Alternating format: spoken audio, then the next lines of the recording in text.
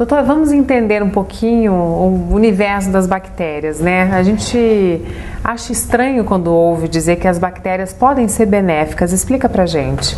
Bom, as bactérias, elas existem há mais tempo do que o ser humano, né? Então elas têm vários mecanismos de sobrevivência, eles são mais bem adaptados ao meio do que o próprio ser humano. As bactérias, elas fazem parte, inclusive, da nossa microbiota, chamada de flora, a nossa flora, né? Então, elas ajudam na digestão dos alimentos, o processo de digestão já começa na boca. Então, existem bactérias na boca, em todo o trato gastrointestinal, e elas auxiliam em muitas ações do organismo, né? Elas tornam o alimento mais fácil de ser absorvido, e tem outras bactérias utilizadas na indústria química, farmacêutica, que elas ajudam, elas são parceiras do homem, né? Em tudo o que há, que você possa imaginar, elas podem ser usadas. Só que tem o contrário também, que se elas forem agredidas em algumas situações, elas vão responder, né? Que aí, dá um exemplo pra gente. Bactérias, elas têm mecanismos de resistência intrínsecos dela que fazem parte da característica de sobrevivência àquele meio.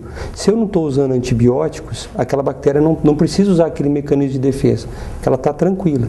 Na década de 40, quando começou-se a usar de forma sistemática, comercial, os antimicrobianos, na época da Segunda Guerra Mundial, matavam-se essas bactérias com maior facilidade, e com o tempo, como elas estavam sendo agredidas, elas respondiam com essas mutações, essa resistência. Aí o que acontece? É uma lei de seleção natural. Sobrevivem as mais aptas àquela situação, àquela agressão. Então, as que tinham mecanismos de resistência, aqueles antibióticos sobreviviam e passavam essa informação para as outras bactérias, ou pela proximidade ou até por mutações, por alterações genéticas dessas bactérias.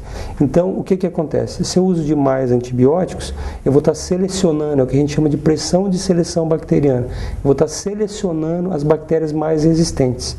Então, é lógico, tem situações que você precisa usar o antibiótico, né, para diversas situações, infecções. Ela é uma ferramenta importante para o médico, para controlar as infecções, né?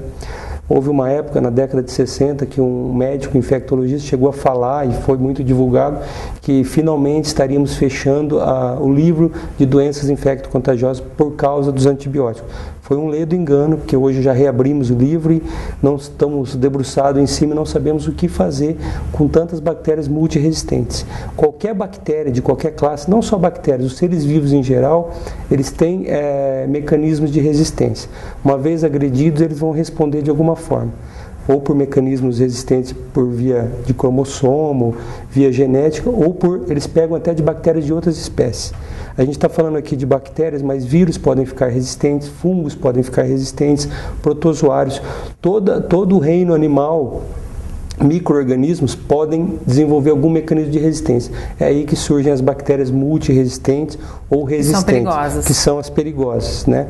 A gente usa, hoje em dia, um problema também são várias as causas da multiresistência. Um deles é você usar não só antibiótico para tratar infecções, mas você utiliza antibióticos em alimentos, né, para engordar aves, animais, em piscicultura, para flores, e carne, você ingere carne com antibióticos e você já está selecionando, ela vai fazer uma resistência, você vai conseguir bactérias aqui que já tem mecanismo de resistência para aquele antibiótico.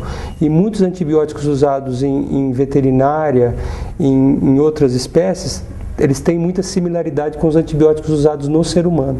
E aí você desenvolve essas resistências. Você tem contato com bactérias que já são resistentes a determinados antibióticos. Se um dia você tiver uma infecção por essa bactéria e tiver que usar um antibiótico de primeira linha que a gente fala, que a princípio resolveria o problema, não vai mais resolver. Aí você tem que estar ascendendo cada vez mais, usando antibióticos mais potentes, mais caros e que vão selecionar mais bactérias resistentes, porque eles são de amplo espectro. Não tem como fugir. Não tem como fugir. Tirando a automedicação, que a gente já está tendo cada vez mais informação sobre isso, sobre os riscos, né? Inclusive, acho que era até bacana nós comentarmos um pouco mais sobre isso. Não tem como fugir, a alimentação está aí. Não dá para criar um frango no quintal, né? A gente acaba consumindo esses produtos. Agora, sobre a automedicação. A automedicação, não só para antimicrobianos, né, mas no geral, ela não é uma coisa boa de ser feita. Você pode acertar, o meu amigo tomou determinada medicação para aquele resfriado e resolveu. Mas cada pessoa é uma pessoa, os diagnósticos são diferentes, tá? Existem muita coisa hoje na internet que você olha, eu tenho esse sintoma. Existem programas que você fala os teus sintomas e já sai o diagnóstico. Não é bem assim. Isso é muito perigoso. As autoridades que cuidam disso no Brasil, dessa parte de saúde, estão preocupadas com isso, até um pouco tarde, mas estão preocupadas no sentido de, na questão de antimicrobianos, restringir. Você só pode comprar uma medicação agora com a retenção da receita, né? Isso devia ser feito para todos os medicamentos, todos. Você não pode se automedicar.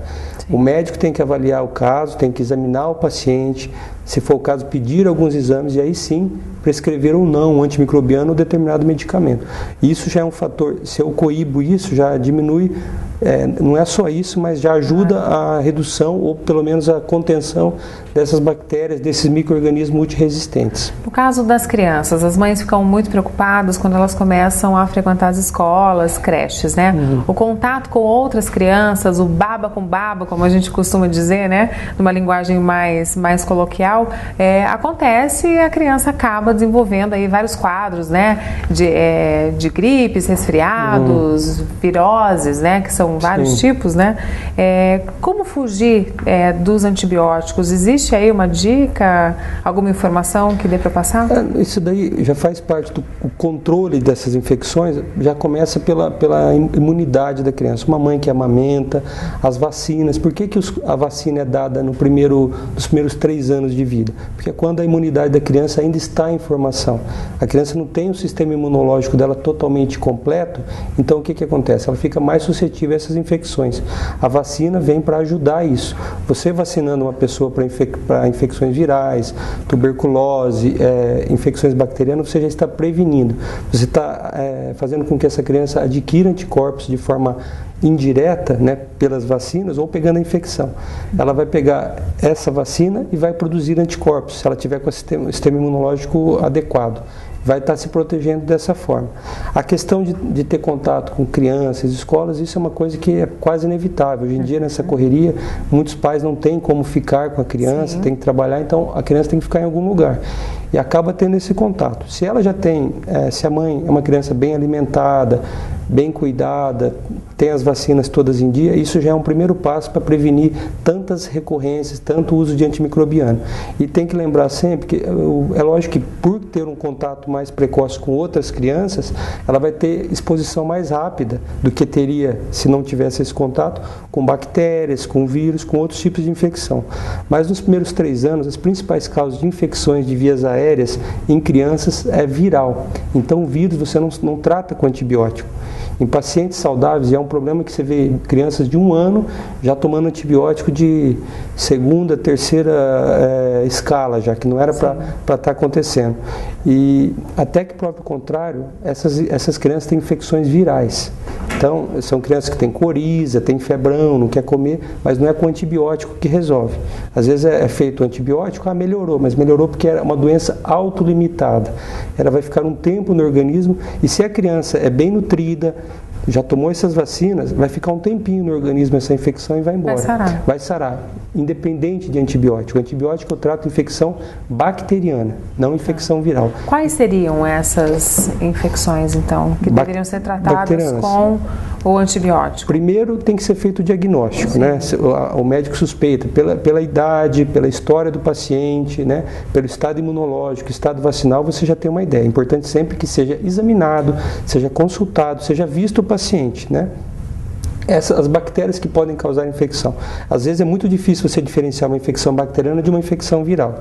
Isso é um dos motivos também de, muitas vezes, você prescrever antibiótico de forma inadequada, ou o paciente tomar antibiótico de forma inadequada, porque é difícil diferenciar. Às vezes o exame é importante por causa disso, para fazer esse diferencial. Infecções de garganta, né, as amidalites, por exemplo, muitas delas são de causa bacteriana, né, e essas bactérias são tratadas com antimicrobiano. Se não tratadas, elas podem evoluir com infecções mais graves, infecções até de febre reumática, infecções endocardite, que é um problema mais sério no coração, por essa bactéria que não foi bem tratada, né? Infecções de ouvido, pneumonias, geralmente, depende muito da faixa etária, são causadas pelas mesmas bactérias, tá?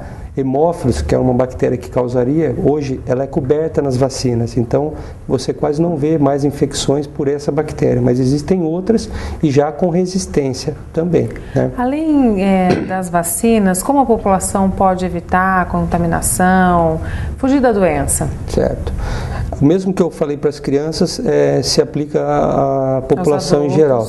Está bem nutrido, bem alimentado, sempre está fazendo... Bem alimentado não é comer bastante? Não é comer bastante, é comer de forma frutas, verduras, comer de forma regrada, lembrar de lavar os alimentos, que você adquire muita infecção bacteriana por não lavar alimentos, protozoários, né? A gente está falando de bactéria, mas existem outras infecções, outros agentes causadores de infecção que também são graves se não tratadas.